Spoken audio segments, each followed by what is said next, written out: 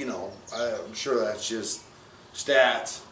The disease, the average person lives 2 to 5 years off stats. I'm younger. I would like to think I can fight it off longer than that.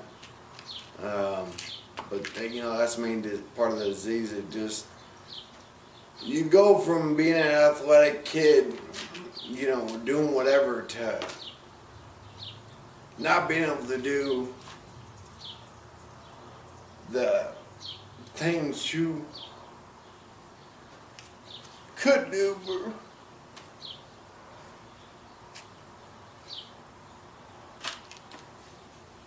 What things do you miss the most?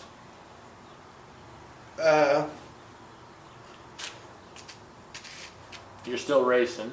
Yeah. As you can see, the car behind you. Yeah. Sorry. Take your time.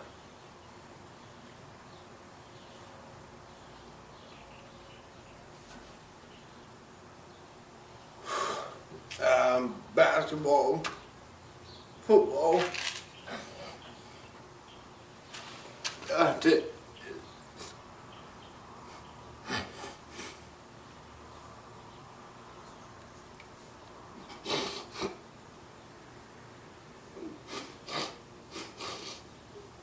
What would you say to a person that has to go through the same scenario as you 50 years from now? What would you say to the kid your age? If you could give them one piece of advice, what would you tell that kid? Do whatever you gotta do to avoid it.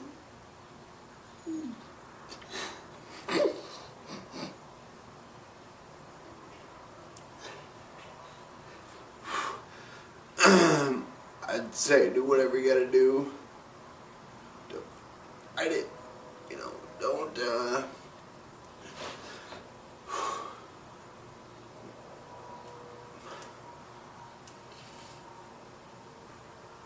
Take your time.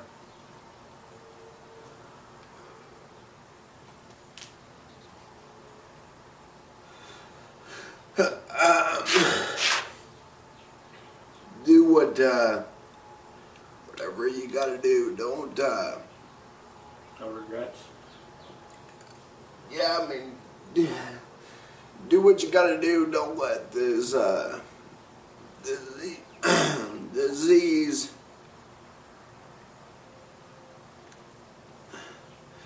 Control it. take over and control, you know, whatever breathing. Take your time. Take your time. You know, I think everyone watching this video probably knows Keith, the gunslinger Miner, is probably the one person besides Billy Tiernan himself that has lived without any regret. Has done things and lived life fuller than most people have in 28 years of life, than most people have in probably 80 years of life.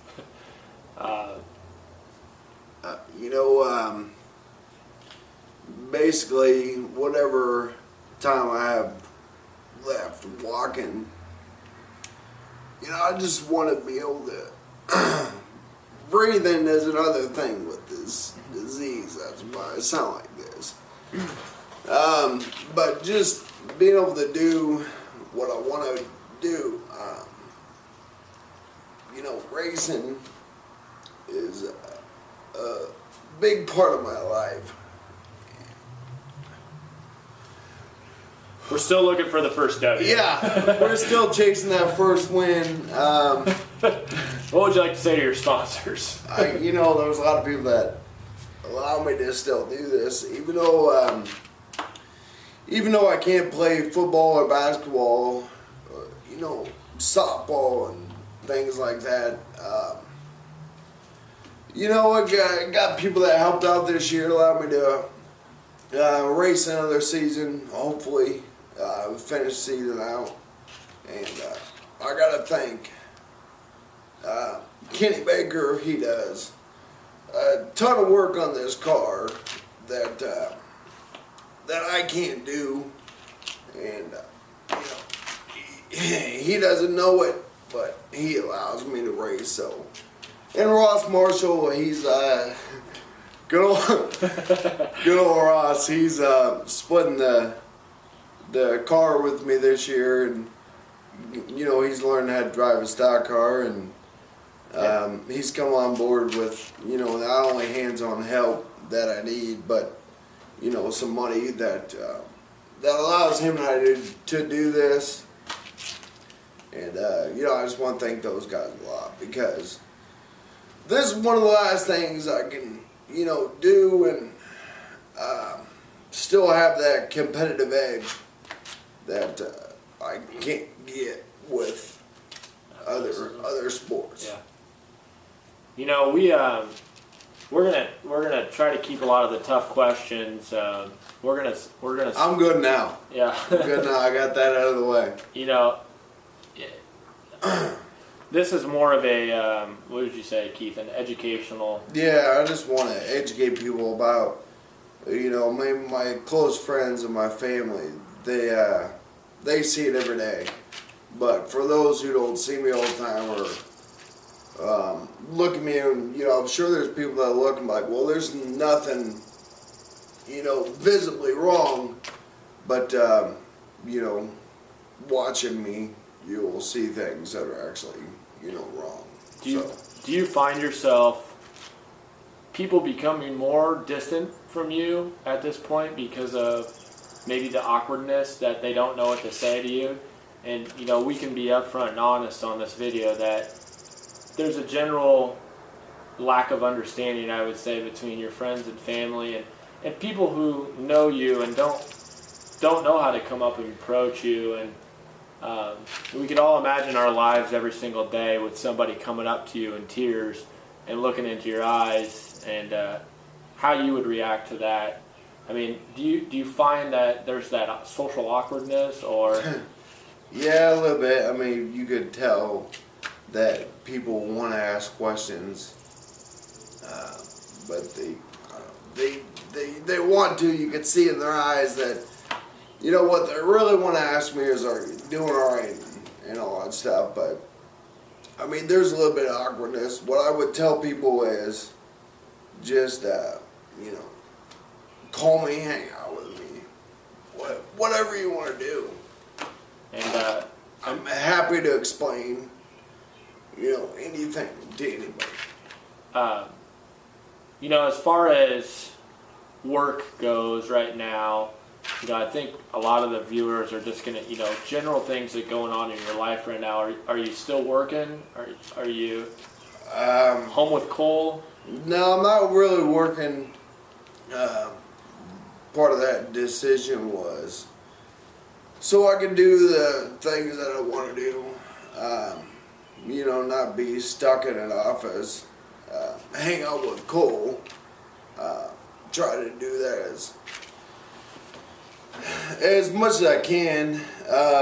Because honestly, you don't have all the time in the world. So, my wife.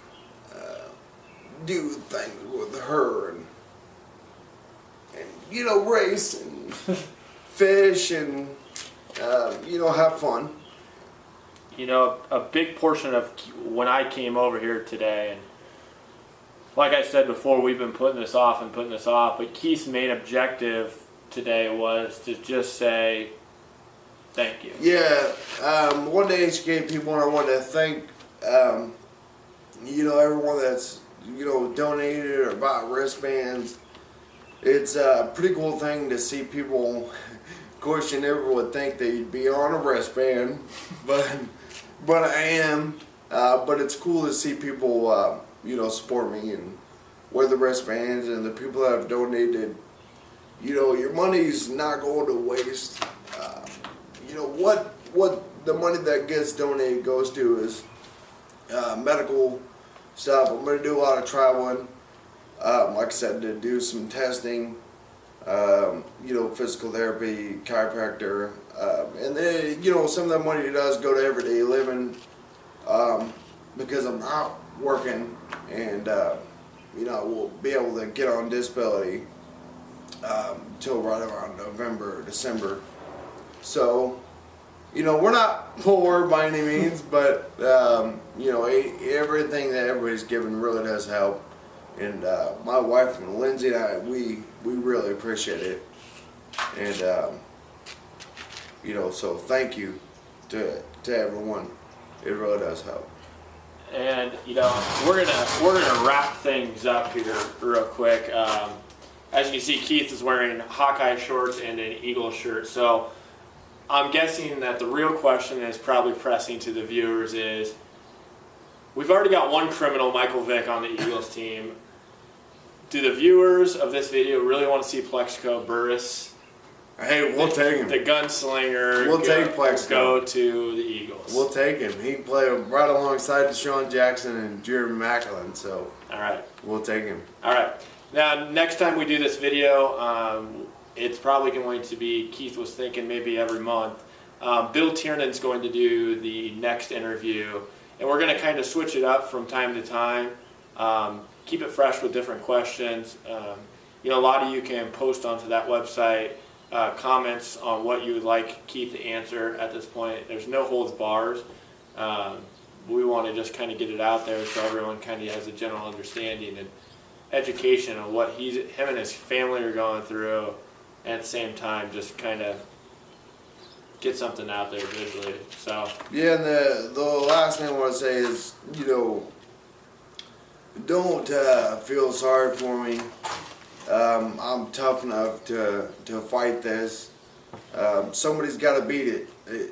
It's going to happen. It's inevitable that somebody's going to beat this disease, and someone's going to be me. So if you're going to feel sorry for anyone, feel sorry for my wife and my son. Those are the people that matter the most.